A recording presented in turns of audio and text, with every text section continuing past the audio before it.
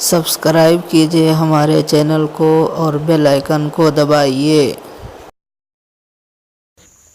السلام علیکم ورحمۃ اللہ وبرکاتہ۔ بسم اللہ الرحمن الرحیم۔ زبان کو صحیح استعمال کیجئے۔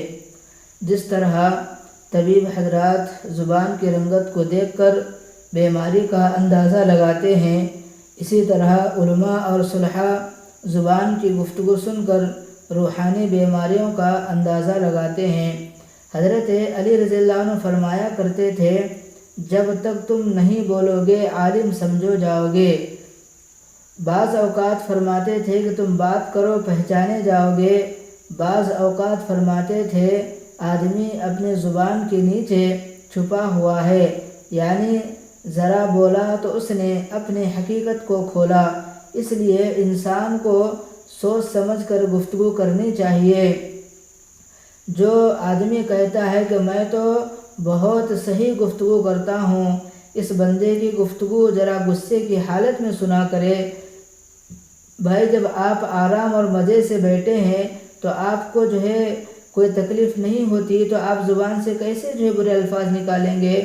پتہ جب چلے گا جب کوئی بات آپ کی طبیعت کے خلاف پیش آئے، جب کوئی ایسی بات کرے جو آپ کے دل پر بجلی بن کر گرے، اب دیکھنا ہوگا کہ آپ کا ری ایکشن کیسے ہوگا، یعنی کیسے کرتے ہیں۔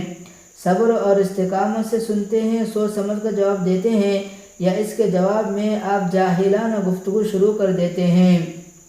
لہذا آدمی کی گفتگو کا اندازہ غصے کی حالت میں کیا کرے۔ عام طور پر دیکھا گیا کہ غصے میں مردوں کا ہاتھ بے قابو ہو جاتا ہے اور عورتوں کی زبان بے قابو ہو جاتی ہے۔ عورت کی زبان وہ تلوار ہے جو کبھی زنگ آلود نہیں ہوا کرتی، ہمیشہ چلتی رہتی ہے۔ حالانکہ زبان کی تلوار ان رشتوں کو توڑ دیتی ہے جن کو لوہے کی تلواریں نہیں توڑ سکتی۔ تو خلاصہ کلام یہ ہے کہ انسان کو چاہیے کہ اپنی زبان کا صحیح استعمال کرنے والا بنے۔ اب اگر آپ یہ دیکھنا چاہتے ہیں کہ کون سا انسان اپنی زبان کا صحیح استعمال کرنے والا ہے، کس کی زبان صحیح ہے، تو اس کا پتہ کرنے کے لیے فرمایا گیا کہ اسے غصے کی حالت میں دیکھا کرے۔ جب انسان غصے کی حالت میں ہوتا ہے تو اس کے اخلاق کا صحیح پتہ چلتا ہے، اس کی زبان کا صحیح پتہ چلتا ہے کہ اس کی زبان کس طرح چلتی ہے۔ اس لیے ہمیں چاہیے کہ ہم اپنی زبان کو جب بھی ہم اپنی زبان کھولیں تو سوچ سمجھ کر کے کھولنے والے بنے، یعنی سوچ سمجھ کر کے ہم بات کرنے والے بنے۔ کسی سے ہم بات کر رہے ہیں تو سوچ سمجھ کر کے بات کرنے والے بنے۔